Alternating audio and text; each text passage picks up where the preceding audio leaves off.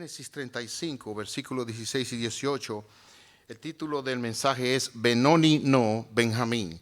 Y yo hablé con mi familia porque este sermón yo lo prediqué hace muchos años ya. Yo tenía cabello cuando lo prediqué, imagínense, hermanos. Y después de eso lo he predicado varias veces. Yo creo que mi familia se lo sabe de memoria. Pero les voy a pedir que sean pacientes y hay cosas distintas que hasta yo mismo he sido bendecido en la preparación. Dice Génesis 35, 16 al 18 lo siguiente.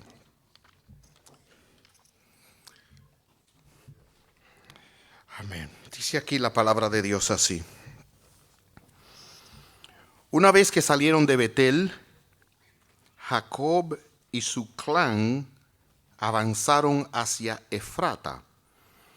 Pero Raquel entró en trabajo de parto mientras aún estaban lejos de allí, y sus dolores eran intensos. Luego de un parto muy difícil, la partera finalmente exclamó: "No temas, tienes otro varón". Raquel estaba a punto de morir, pero con su último suspiro puso nombre al niño, Benoni, que significa hijo de mi tristeza. Sin embargo, el padre del niño lo llamó Benjamín, que significa hijo de mi mano derecha. Vamos a orar. Gracias, Señor, por esta palabra que es de tanto consuelo. Y aquí tenemos un ejemplo extraordinario de Jacob, de cómo nosotros debemos proceder ante las aflicciones, ante los golpes duros de la providencia. ¿Qué debemos hacer? Oh Dios, y que nuestro corazón sea así, todo inundado con esta verdad, y que el Espíritu de Jesucristo venga aquí, a cada uno le enseñe según necesitamos en nuestro corazón, porque nuestra necesidad es grande. Oramos y te lo suplicamos dándole la gloria a Cristo, que le des a tu siervo la gracia y la capacidad en su debilidad para hablar como conviene. En el nombre de Jesús. Amén. Las sorpresas trágicas en nuestra vida siempre son posibles y desgraciadamente por esa realidad muchas personas viven esperando malas noticias. De hecho, la Escritura dice que esa es la tendencia del impío. Vive sufriendo a la expectativa de malas noticias y a veces nosotros como hijos de Dios también podemos ser afectados así. De repente estamos ante una situación y si pasa esto y si aquello, nos pasa a todos porque es una realidad de esta vida que nos encontremos con sorpresas de la providencia. En el caso que nosotros tenemos delante, esta experiencia de Jacob es un buen ejemplo de esto. Ahora yo les voy a suplicar a ustedes que en el contexto del Día de Acción de Gracias tomen este mensaje como un estímulo para que vean lo que hizo Jacob. Jacob, en medio de la intensa oscuridad de esta aflicción, vio un rayito de la misericordia de Dios y eso lo disfrutó y eso lo apreció. Y eso es lo que nosotros tenemos que aprender a hacer como cristianos. Porque siempre van a venir aflicciones, siempre van a venir sorpresas muy, muy difíciles y desagradables. Voy a estar hablando hoy en cierto sentido sobre la providencia. Y les pido que me permitan ahora compartirles lo que una confesión de fe dice sobre esto. Mire, en la historia hay muchas confesiones de fe. ¿Qué es una confesión de fe? Mire, cuando usted dice yo creo en la Biblia, usted está confesando lo que cree. Creo que la Biblia es la palabra de Dios.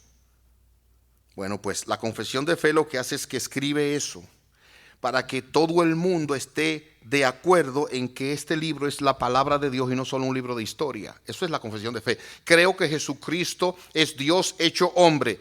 ¿Tú lo crees? Sí, vamos a ponerlo aquí escrito y todos estamos de acuerdo que esto es así. Porque resulta que la Biblia, aunque usted no lo crea, la usan hasta para espiritismo.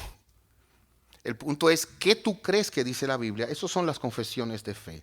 En la historia yo puedo mencionar, hay muchas, pero voy a mencionar una. Una es presbiteriana, la de Westminster, y posteriormente, años después, se escribió la Confesión Bautista de Londres de 1689. Pero esta Confesión Bautista es básicamente la de Westminster, con la adaptación bautista.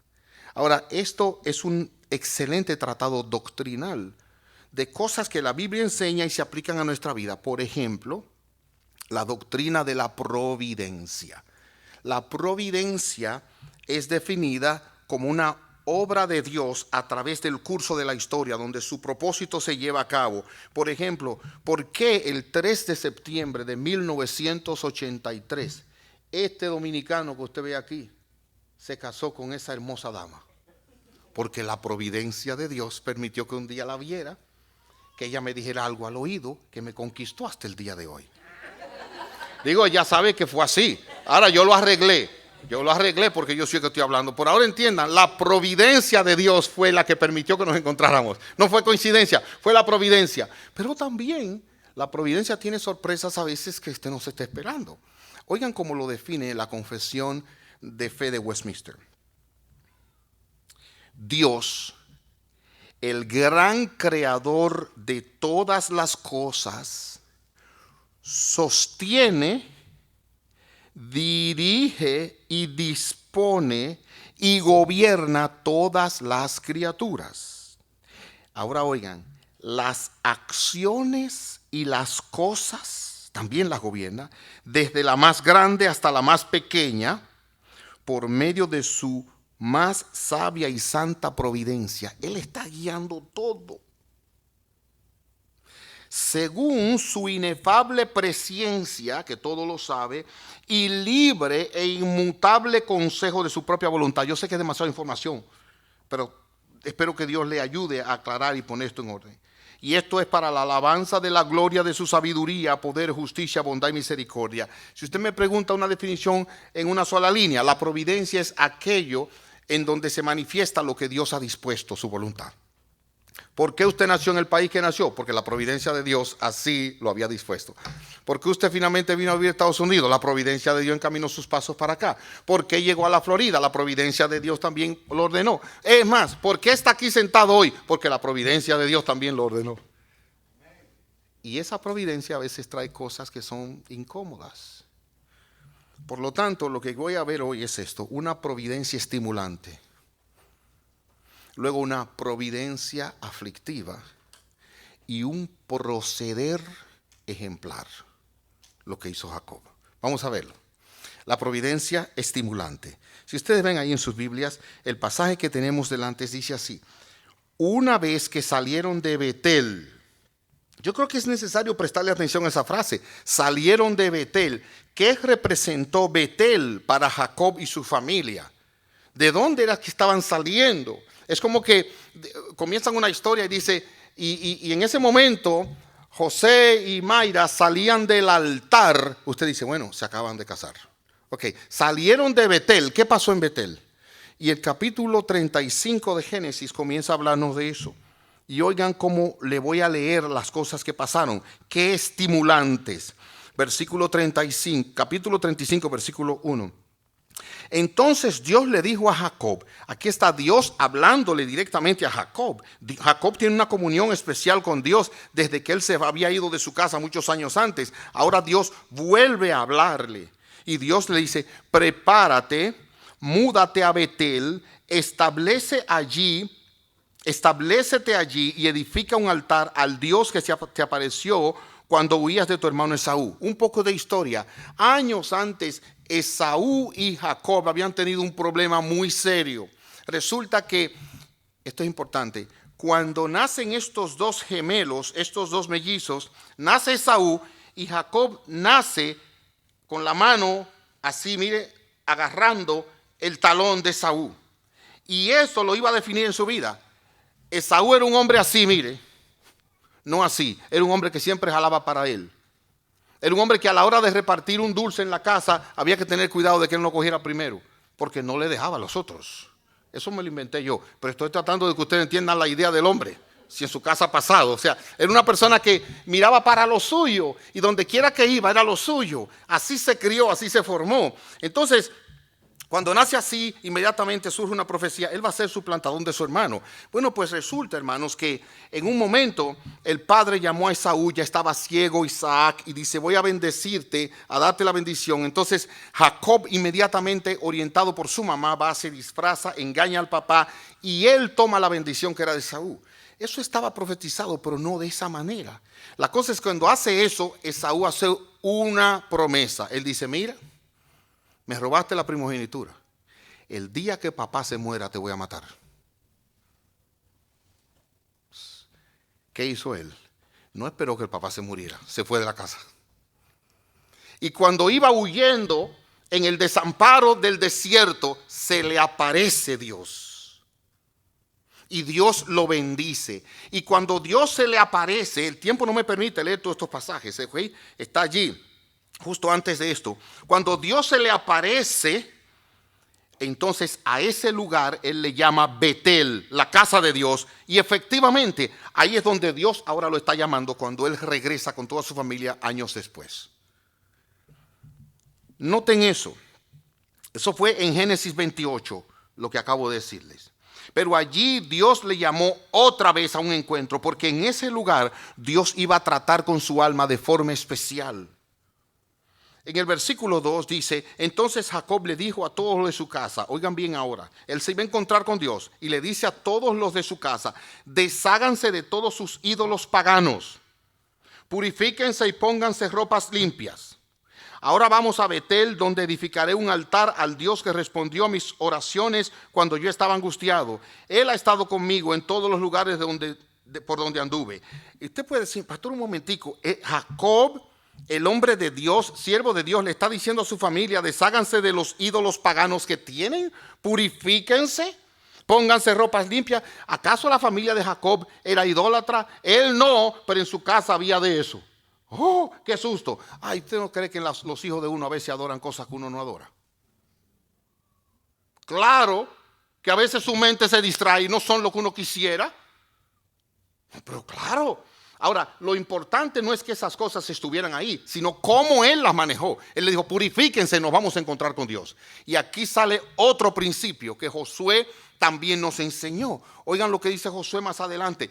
Yo y mi casa serviremos a Jehová. Por lo tanto, él le dijo, purifíquense, que vamos a encontrarnos con Dios. Se lo aplico aquí a la Florida en el día de hoy.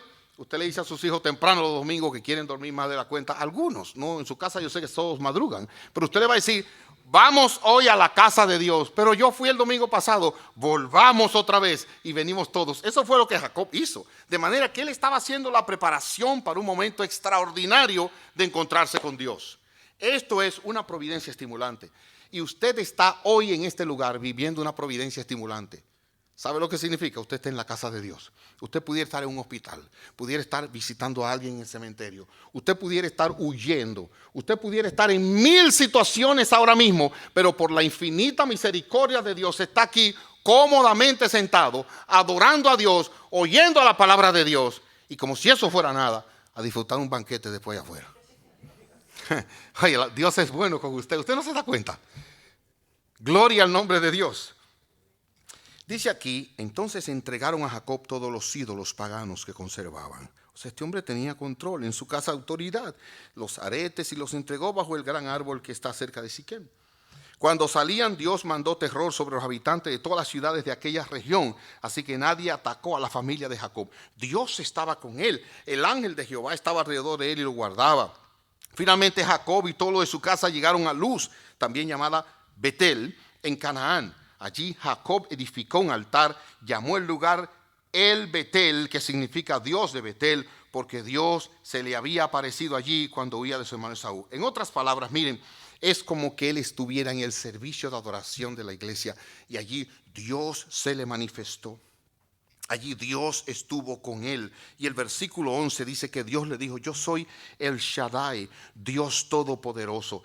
Oigan ahora lo que Dios le dice, sé fructífero y multiplícate, llegarás a formar una gran nación, incluso de ti saldrán muchas naciones, habrá reyes entre tus descendientes y te entregaré la tierra que les di a Abraham y a Isaac. Así es, te la daré a ti y a tus descendientes. Luego Dios ascendió desde el lugar, pero antes oigan qué dice, Dios le cambió el nombre. Le dijo, no serás más Jacob, sino desde ahora en adelante Israel, porque de él saldrían las 12 tribus de Israel y de entre esas 12 tribus vendría el Mesías, el Cristo. O sea, este fue un momento de una gran providencia estimulante. Y saben que Dios nos visita con providencias estimulantes y hay que disfrutarla a gusto, hay que disfrutarla plenamente, con el debido cuidado. Debemos ser cuidadosos en disfrutar con detenimiento las bondades de Dios con nosotros. No ser ligeros porque pasan. La vida del hombre, dice la Escritura, es como la niebla que ahora está y luego desaparece, como la flor que nace, florece y luego pasa el viento y desaparece. Aprendamos a disfrutar las bondades de Dios cuando la tenemos delante. Ustedes saben que hace un par de años papá murió por COVID. ¿Cuántas veces me duele en el alma cuando íbamos a un lugar y él me decía, vamos a comer una pizza juntos? Y yo de tonto y de burro decía, no, yo estoy a dieta. Oye, ¿cuántas pizzas me hubiera gustado comer? Me voy con papá, pero jamás me la voy a poder comer. Dios nos ayude a identificar las providencias estimulantes y a disfrutarlas plenamente. Que no estemos en Babilonia cuando tenemos que estar allí. Hijos, esposa, familia, disfrutémoslo. Ahora en estos días saque tiempo para meditar en la bondad de Dios con usted y celébrelo y disfrútelo. Y cuando se siente a comer, no coma tan rápido, aunque tenga hambre. Disfrútela con cuidado y saboree cada bocado. En medio de esa fiesta, ahora viene una providencia aflictiva sobre Jacob. Leemos. Dice el texto, una vez que salieron de Betel, ya vimos lo que fue, Jacob y su clan, su familia, todo el grupo que venía con él, avanzaron hacia Efrata, Belén. Ahora mire un pero. Y hermanos, cada vez que usted ve pero en la Biblia, deténgase, porque eso es un cambio de dirección. Toda la fiesta, pero Raquel entró en trabajo de parto. Y mientras aún estaban lejos de allí, sus dolores eran intensos. Luego de un parto muy difícil, la partera finalmente exclamó, no temas, tienes otro varón. Imagínese el bebé saliendo, ella le veía la cabeza y de repente le vio el sexo. No había sonografía ni cosa por parecido. Ahí, vas a tener otro varón, aquí está el muchachito. Raquel estaba a punto de morir. Pero con su último suspiro, puso nombre al niño, Benoni, que significa hijo de mi tristeza. Y en ese momento sabemos que ella murió. El último deseo de Raquel, ¿cuál fue? Porque a mí la mente se me distrae. ¿Cuál fue? ¿Quién recuerda? Que le pongan al niño Benoni, hijo de mi tristeza. Es interesante algo. Ella no había podido tener hijos.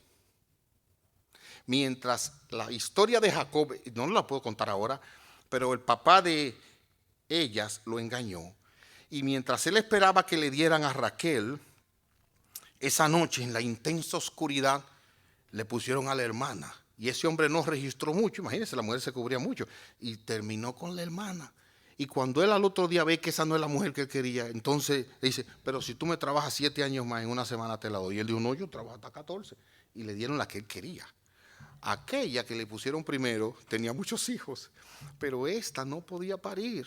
Y era una tristeza. Pero un día Raquel le dijo a él, oigan, dame hijos o si no me muero. Como si él fuera el responsable. Y es interesante que dando hijos fue que se murió. En otras palabras, tengamos cuidado de lo que demandamos. Porque usted no sabe por dónde va a salir el tiro. Bajemos la cabeza. Señor, lo que tú quieras.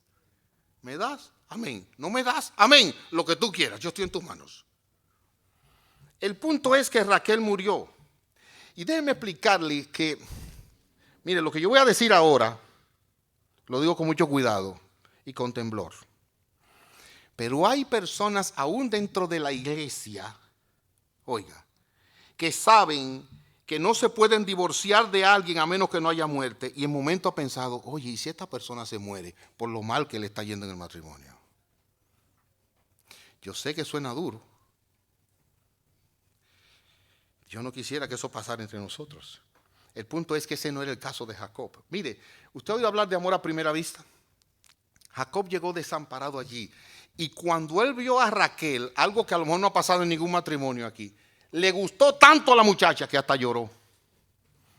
Mire que aquí hay hombres enamorados, pero yo no creo que haya uno tan enamorado como ese. La vio tan bonita que hasta lloró este hombre. Y la amó, ese era el amor de su vida. Y ahora se le acaba de morir pariendo a su segundo niño, Benjamín. De paso, la palabra o el nombre Benjamín es el más pequeño. De ahí que le dicen Benjamín. Yo no sé si por eso te pusieron a ti Benjamín. Por poco. Parece que después de ti hubo un accidente. En conclusión, piensen por un momento ahora. Inexplicablemente, después de 9 meses esperando, con la ropita del bebé, y se habían zapatitos y todo el mundo diciendo, va a parir Raquel, una fiesta. Hay una oscuridad, porque el cuerpo de ella está ahí sin vida, no respira, no responde. No sé si alguna vez usted ha estado en una situación como esa, pero una vez murió mi cuñada delante de mí. Y yo no me olvido, a pesar de mi mala memoria, lo que eso fue. Ella estaba ahí, el doctor estaba dándole y sus ojos abiertos y de repente se le fue la vida. Eso fue lo que vio Jacob. Fue un impacto. Cuántos sueños de envejecer juntos ahogados, cuánta confusión y qué es lo que Dios ha hecho, porque Dios me acaba de prometer prosperidad y una gran descendencia y esta es la mujer que yo amo, ¿por qué ella y no la otra? De paso, esta era una mujer de quien se dice que tenía los ojos bonitos, pero parece que era lo único que tenía bonito la hermana. Y en ese dolor algo sucede. Ella muere. Y en esa providencia tan oscura y tan difícil, Jacob hace algo que nosotros tenemos que observar con cuidado. Vuelvo a citar lo que dice de la providencia. Los caminos de Dios a veces son desconcertantes. Pablo dice, son inescrutables. A veces nosotros tenemos que someternos a la verdad de la providencia. Dios está en control. Sus caminos son más altos que los míos. Sus pensamientos son más altos. No tenemos respuesta. Yo no sé lo que ha pasado. No es lo que yo había orado. De hecho, había orado para que esto no me sucediera y me está sucediendo. ¿Cómo podemos responder a eso?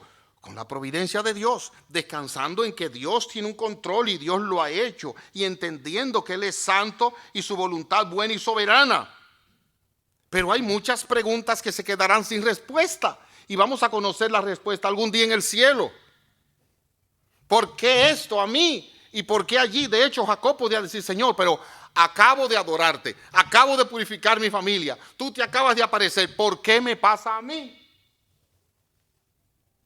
¿Por qué yo estoy padeciendo esto? Y les voy a decir que yo le tengo a usted la respuesta de por qué.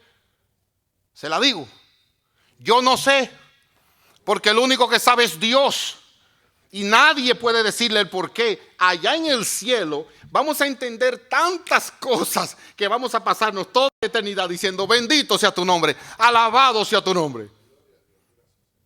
En días pasados mi esposa con mucho amor me decía, pero mira, ¿cómo va a ser el asunto de la memoria? Porque ¿qué va a pasar en el cielo cuando nos recordemos de ciertas cosas del pasado en la tierra? Y oiga bien lo que le digo para su consuelo. La memoria nuestra estará glorificada en el cielo. Usted va a poder recordar, yo creo que sí, pero va a estar a tal grado que cuando recuerde terminará en alabanza a su nombre, porque allá no hay lágrimas, no hay dolor, ni hay llanto. De manera que la memoria estará glorificada. Va a recordar, sí, pero va a recordar de tal manera que dará gloria al nombre de Dios. Despreocúpese de eso. Habiendo tratado eso, veamos la respuesta en una práctica ejemplar. Una providencia estimulante, una providencia aflictiva y ahora una práctica ejemplar. Escuchen ahora, el último deseo de ella fue, pónganle Benoni, hijo de mi tristeza. Y en ese momento Jacob dijo, amor mío, no te puedo conceder ese deseo. Yo le voy a llamar Benjamín, que significa hijo de mi diestra, hijo para mi bendición. Yo sé que se me ha ido el amor de mi vida. Yo sé que a partir de este momento jamás voy a tenerla aquí. De hecho, procedió a sepultarla seguido. Pero al mismo tiempo, mientras hay esta gran oscuridad, aquí hay un rayito, una vida frágil, un recién nacido. Y en lugar de decir, qué mal me ha ido, se me fue el amor de mi vida, voy a mirar esa bendición y voy a decir, ese va a ser mi bendición. Y ahí voy a poner mis ojos. Él no le concedió su último deseo a ella. Y Él nos está dando aquí una gran lección a todos nosotros. Porque Dios en su sabiduría siempre tiene un balance en todo. Un balance en todo. El vaso está por la mitad de agua. ¿Cómo lo ven algunos? Medio vacío. Oye, nada más tengo medio vaso de agua. Y qué tristeza, porque yo lo tenía entero. Hay mucha gente que lo tiene entero. Pero hay otro que lo ve medio lleno. Y dice, hay muchos que no tienen ni vaso. Esa es la perspectiva que nosotros tenemos que aprender a abrazar, a ver la misericordia de Dios por encima de las aflicciones bajo el mismo control de Dios. Oiga como lo dice Matthew Henry. Debido a que Jacob no traería el recuerdo triste de la madre muerta cada vez que llamaran al niño, cambió su nombre y le llamó Benjamín. ¿Saben lo que él está diciendo? Imagínense, él se llama tristeza. Cuando estuviera en la escuela, si fuera el caso, cumpleaños, feliz cumpleaños, ¿a quién? Tristeza. Y de repente se graduó de primero y lo llaman al frente, ¿cuál le van a decir? Tristeza. Y la gente va a decir, ¿pero por qué tristeza? Oh, porque cuando yo nací mi mamá se murió. Perfecto. Se gradúa de sexto curso, ¿qué dice el diploma? Tristeza, en la casa, en la sala. Y hay que darle explicación. Y les voy a decir algo, a veces las aflicciones nos marcan tanto que la gente usa ese dolor como una carta de presentación. Donde quiera que llegan, dice, yo me llamo José García. Pero déjeme decirle que yo soy un hombre que he sufrido mucho. Cuando era chiquito me partieron la cabeza. Después fui creyendo me quemé en la clase. Y comienza a sacar toda la lista de pesares. Y hay personas que viven atados a esa tristeza. Y esa es su definición. Oh, hermanos, si Dios nos ayudara a vivir plenamente la vida que Él nos da, a mirar sus misericordias y a vivir contentos cada día, poder decir, alabado sea el nombre de Dios. ¿Cuándo fue la última vez que usted gritó aleluya? ¿Qué significa alabado sea Dios? Yo no soy pentecostal. Pero yo me gozo con mis hermanos pentecostales. Porque ellos hasta tropiezan, van y dicen, aleluya. Y siguen cojeando, pero van contentos, como quiera alaban a Dios por todo. Y yo lo disfruto eso. Porque Él tiene control de todo. Claro que sí. Yo me acuerdo una vez que una persona iba subiendo la escalera, un hermano, y tropezó. Y el otro dijo, santo, levántese. Todo por ahí, gloria a Dios, hermanos. Que Dios nos ayude a vivir así, a ver la bondad de Dios en cada cosa, en cada detalle. Porque siempre hay un lado para lamentar, pero hay uno para gozar, aún en la muerte. Aún en la misma muerte. Vamos a algunas palabras de aplicación y ahora abróchense los cinturones porque es mucho lo que quiero compartirle y tengo ya menos tiempo. En primer lugar, entiendan que Jacob es mucho como nosotros. Jacob cometió tantos errores en su vida. Ahora no puedo ir a todos los detalles, pero él habló mentira a su papá, engañó al suegro. Fue un desastre las cosas que ese hombre hizo.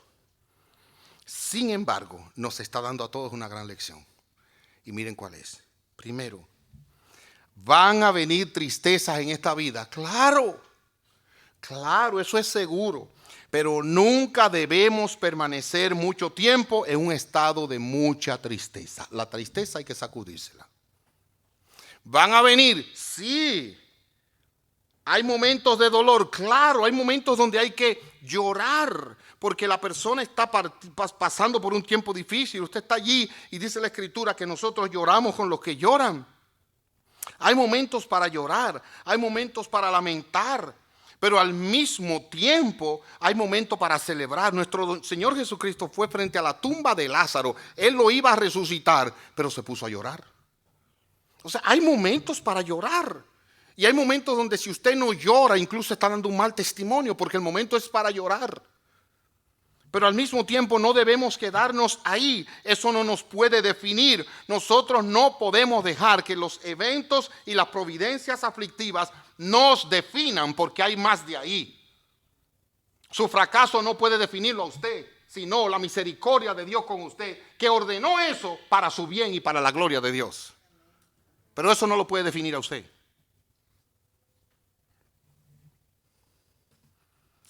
He aquí que este hombre nos está enseñando que no es bueno quedarnos ahí. Mire cómo lo dice otro comentarista. El cambio de nombre parece haber sido hecho por Jacob, porque ese que Raquel le dio a su hijo hubiera puesto perpetuamente en la mente de Jacob la tristeza de su amada Raquel, y por lo tanto le dio un nombre más placentero y agradable. Hermanos, el gozo del Señor, no la tristeza del Señor, el gozo del Señor es nuestra fortaleza. Y cada vez que usted se levanta por la mañana y dice, oye, yo no he legado y mira de la que tengo y no he conseguido, olvídese. Dele gracias a Dios por lo que tiene. Esta madrugada me levanto yo al baño y voy cojeando que me duele un talón y me duele la rodilla. Y digo, oye, estoy envejeciendo. Pero es mejor seguir envejeciendo y no haberme muerto cuando tenía 12 años. Que me siga doliendo. Que le di vuelta al pie, digo, vamos arriba. Y aquí estoy. No me duele ahora. ¿Me va a doler más tarde? Ok, pero hay que buscarle la vuelta y ver la bondad de Dios en medio de la aflicción. El Señor Jesucristo, ¿qué hizo? En un momento estuvo triste hasta la muerte y se entregó a orar hasta que terminó saliendo de ahí. Dice la Escritura que poniendo el gozo delante de él enfrentó la cruz. Usted está pasando por un momento de tristeza. Bien, comience a orar como el Señor hasta que Dios cambie su lamento en baile. Segundo lugar, en medio de la más oscura providencia, en medio de la providencia más aflictiva, oiga ahora, siempre hay un rayo de la misericordia de Dios que debemos considerar. Siempre hay un rayito de la misericordia de Dios que debemos considerar. Miren, no es que estoy diciendo no vea lo malo, pero sí tenemos que aprender a ver el bien y esperar en Dios. ¿Qué dice Juan Calvino? Una tristeza como esa, como la que ella estaba proponiendo, no está libre de ingratitud. En otras palabras, siempre hay que darle gracias a Dios, es un mandato. Pero el que vive triste, ¿cómo da gracias? Como esos niños cuando usted los forza, dé gracias, gracias. No, debemos dar gracias a Dios con conciencia. Dice este hombre, una tristeza como esa no está libre de ingratitud. La culpa ocupa nuestra mente en la adversidad de tal modo que la gentileza de Dios no le alegra, o al menos no le infunde alguna porción de dulzura para mitigar nuestra tristeza. Hermanos, ¿cómo es posible que Dios con todo lo que hace por nosotros no nos pueda alegrar? O sea, ¿a dónde ha llegado usted en su pesar, en su pecado, en su forma, que Dios no puede darle gozo? Entonces, ¿qué le va a dar gozo en esta vida? Por eso la gente se quita la vida. Porque no tienen a Dios, no tienen esperanza, no hay gozo, no hay una manera de alentarse en la bondad de Dios. Hermanos, aquí hay mucho que decir, pero el tiempo se me ha ido. Por lo tanto, quizás otro día yo le predique de este mismo tema. Pero yo quiero dejar una cosa aquí, porque creo que esto es esencial. Jacob dijo que este hijo sería su bendición. Y óigame ahora, yo no estoy hablando de esa tendencia que ha aparecido en algunas iglesias que dice, tú quieres algo, tú tienes que visualizarlo y verlo. Así le dijo mi esposa una vez a una señora, mi esposa, de un carro Volvo. Mi esposa dijo, ese carro es bonito. Ella le dijo, ¿tú lo quieres? Cierra los ojos y visualízalo en oración. No, eso no funciona así. Eso es hinduismo. No, tampoco nosotros andamos por ahí declarando cosas. Declaro que ese carro es mío. No, olvídese de eso. Deje que Dios declare y Dios sobre. Pero entiéndame ahora lo que quiero decir.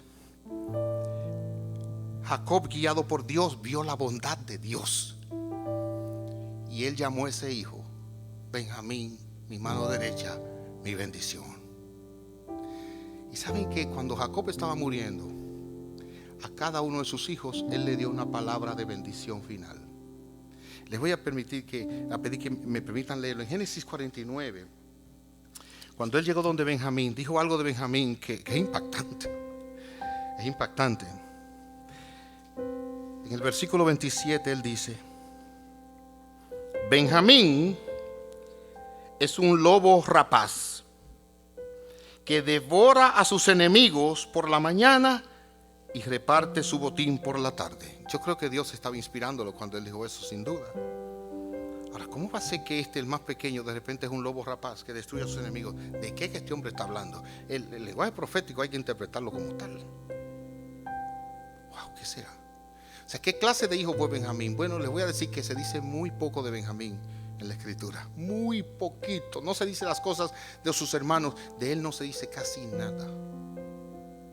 Casi nada. Ahora es interesante cómo Benjamín fue de bendición para Jacob y a todos los de su tribu. Oiga cómo. Resulta que Dios, en su bondad, en su misericordia,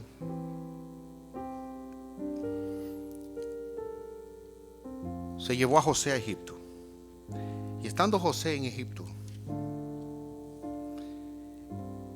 el único hermano que él tenía de padre y madre era ese Benjamín, y él lo quería ver. Y él le dijo a sus hermanos: tráiganme a su hermano menor. Dijeron: uy, ese no se lo podemos quitar a papá. Pues ¿cómo se lo vamos a quitar? Sí, que todo el corazón de él está ahí. Ya la mamá se la quitó Dios. Ya el papá de él había muerto. Ya había muerto Débora. Ya había quedado este hombre viejo con este hijito de él, que ya tenía 30 y pico de años y tenía hijo también, pero seguía siendo su bebé. Y él dijo: yo quiero que me traigan a Benjamín. ¿Y saben qué pasó? Benjamín era el ídolo que Jacob tenía en su corazón por lo que representaba.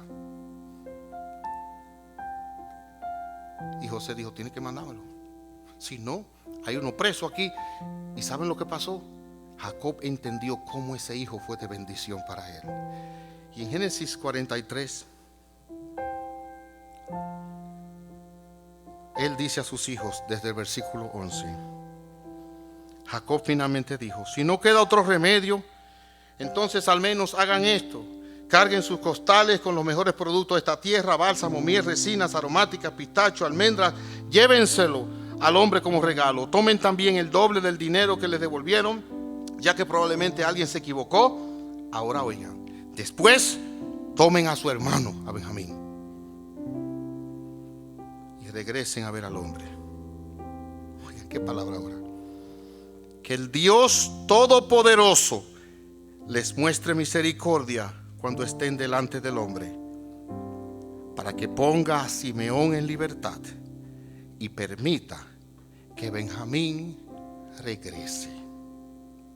Pero oigan ahora: pero si tengo que perder a mis hijos, que así sea.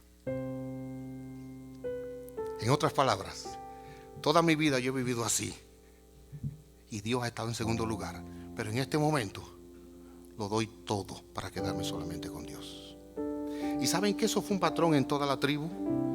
Mardoqueo y Esther eran de esa tribu. Y cuando Esther tuvo que ir delante del rey a interceder por los judíos, ella temía que cuando el rey la viera la mandara a matar. Pero ella dijo: yo voy a ir a interceder, pero si tengo que morir, muero. Y el apóstol Pablo también era de esa misma tribu. Y en un momento dijo: todo lo que era para mí ganancia lo pierdo por amor a Jesucristo y me quedo solamente con Él. Y mientras tú no sueltes eso que para ti es tu ganancia y tu ídolo, no vas a disfrutar de la bendición plena de Dios. Por eso es que Dios a veces nos quita ciertas cosas, para que cuando nosotros no la tengamos, podamos decir: entonces solamente tengo a Dios. A Abraham Dios le dijo: sacrifícame a tu hijo, tu Isaac. Y él dijo: lo voy a hacer. Y déjame decirte algo: Dios no lo tomó, porque Él no necesita nada tuyo. Dios no necesita tu casa, ni tu trabajo, nada. Él es dueño de todo ya. Pero Abraham demostró que él estaba dispuesto a dejarlo todo y quedarse solamente con Él. Ese es tu caso también, porque esa sería tu mayor bendición: poder decir: Señor, tómalo todo y me quedo contigo para que tú dispongas. ¿Pudieras decir eso de tus hijos? Señor, ¿tú quieres mis hijos? Tú diste, me lo has dado este tiempo. Si tú quieres, tómalo contigo, lo que tú dispongas, yo estaré bien. ¿Puedes tú decir eso de tu propio hogar, de tu esposa y tu esposo? Señor, si tú quieres, tómalo. Se echa tu voluntad y no la mía. ¿Pudieras tú decir eso de tu casa, esa casa que toda tu vida luchaste? Sí, Señor, llévate la casa y llévatelo todo si tú quieres. Contigo yo estoy satisfecho y satisfecha. O el trabajo. o el nombre. Cuando tú llegas ahí, entonces tú serás verdaderamente bendecido. Y esa bendición le llegó a Jacob gracias a Benjamín. A veces Dios nos da una gran bendición, una gran prosperidad, para que nosotros podamos ponernos delante de Él y decir: Señor, tú lo quieres, tómalo. Ríndete tú si no conoces a Jesucristo. Ahí donde estás: Señor, perdóname porque yo he vivido para mí y me he olvidado de ti, mis prioridades. Toma, Señor, mi vida, me rindo a ti con todo lo que tengo. Te lo suplico, Dios, en el nombre de Jesús. Ahora sí, vamos a orar. Señor Jesucristo, gracias, porque tú, todo lo que tú eres, lo diste en la cruz. Diste tu vida, y al dar tu vida nos enseñaste a darlo todo por ti. Si alguno quiere venir en pos de mí, tú has dicho: Señor Jesús, niéguese a sí mismo, tome su cruz y sígame. Jacob lo dejó todo, lo que más preciado era para él, su amado hijo, para que fuera hecha tu voluntad, y su hijo no le fue quitado, porque así obras tú, Señor. Tú nos das más de lo que merecemos. Y si alguien aquí no te conoce, que hoy se rinda a ti, pidiendo perdón, y que cualquier cosa que le impida seguirte la rinda a ti ahora en este momento, en el nombre de Jesucristo. Amén.